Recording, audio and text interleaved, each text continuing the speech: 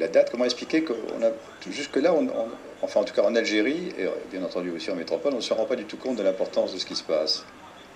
La meilleure anecdote à cet égard, c'est Louis-Gabriel Robinet, qui, au lendemain du jour où Paul Ramadier, président du Conseil, veut mettre à l'ordre du jour de l'Assemblée nationale le statut de l'Algérie, Louis-Gabriel Robinet, éditorialiste du Figaro, écrit un éditorial qu'il fulmine, comme s'il n'y avait pas de sujet plus important à traiter aujourd'hui en France.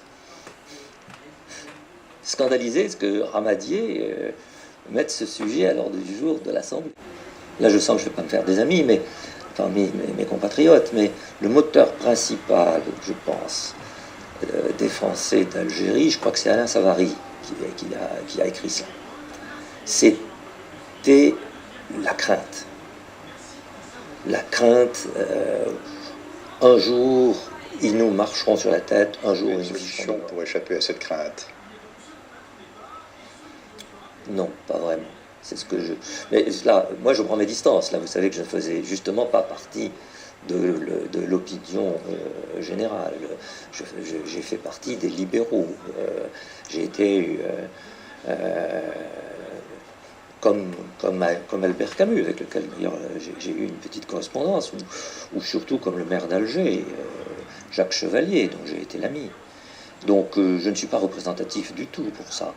C'est un peu effectivement ce que je reprochais à mes compatriotes, c'était de ne pas avoir une stratégie pour faire face à la mondialisation, au mouvement d'anti-colonisation, à Rangoon, enfin... décolonisation. La décolonisation.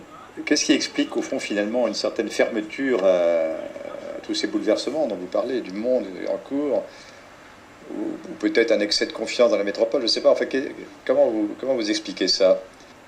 Oui, peut-être des racines pas assez profondes pour avoir une véritable culture historique et politique. Parce qu'enfin, ils ont toujours fait les mauvais choix. Ils ont été républicains au moment de Napoléon III. Ils ont été contre Napoléon III, qui du reste, en représailles, a voulu créer un royaume arabe. Alors pour continuer dans l'aveuglement historique, qu'est-ce qu'il y a eu d'autre? Il y a eu aussi, au moment de la libération, c'est-à-dire au moment du débarquement américain,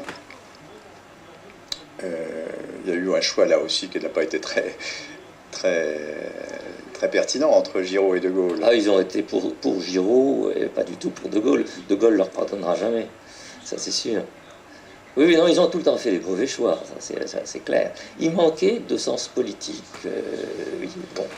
Vous expliquez ça comment? Est-ce que par exemple on pourrait dire qu'une partie des malheurs qui sont arrivés au Pied Noir, ou de l'incompréhension Pied Noir, provient du fait que finalement ils avaient un bonheur de vivre extraordinaire? Peut-être est-ce que c'est... L'Algérie de cette époque était quand même, pour eux en tout cas, un Éden. Oui, enfin un Éden, on est arrivé dans un Éden. Même si on travaillait dur. Oui, tout à fait.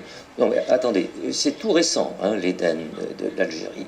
La fin du 19e siècle, ça a été la famine. On mourait de faim, y compris chez les Européens. L'économie a commencé à se développer après la Deuxième Guerre mondiale. Oui, mais justement, je parle maintenant de la période la période grave, la période du début de la guerre. Et on essaie de comprendre cette cécité par rapport à ce qui se passe non seulement à l'extérieur, mais aussi à l'intérieur. En fait, ils ne comprennent rien à ce qui se passe chez les musulmans. Oui, il se fie un peu trop aux apparences. Puis il y a aussi des musulmans pro-français. Il y a un parti de la France.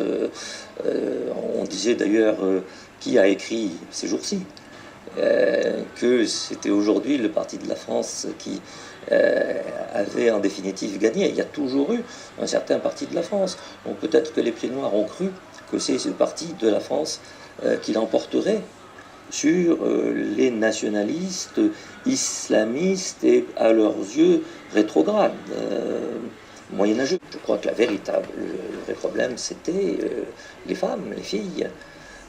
nous ne pouvions pas, nous, petits Européens, on aurait bien aimé quelquefois approcher une musulmane. Les filles, d'ailleurs, les fillettes, étaient retirées de l'école dès qu'elles étaient pubères.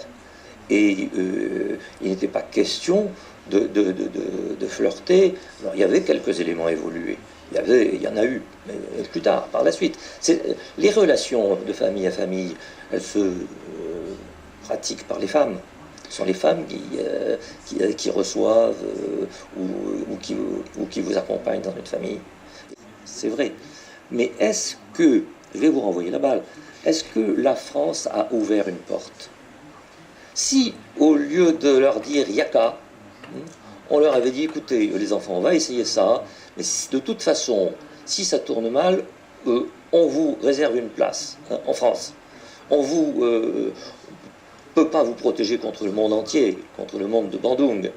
Mais si vous préférez rester sur place, et si vos compatriotes musulmans sont d'accord pour pour organiser une cohabitation, très bien. Si ça ne marche pas, on vous recueillera toujours. Vous, et d'ailleurs les Algériens pro-français, le parti français en Algérie. On a fait le contraire. Et vous expliquez ça comment? Parce qu'en fait, justement, ces idées-là auraient pu... Pourquoi est-ce que le pouvoir central métropole n'a pas du tout pris cette direction-là? Parce que le seul pouvoir central en métropole qui se soit préoccupé de l'Algérie, ce fut, je crois, De Gaulle, et qu'il avait vraiment la tête ailleurs. D'une part, il n'aimait pas les pieds noirs, on l'a dit, à cause de Giraud. Sa grande idée, c'était le jeu de bascule entre les États-Unis et l'URSS, et l'essentiel, c'était d'avoir la bombe atomique pour pouvoir jouer un rôle d'arbitre entre les deux supergrands.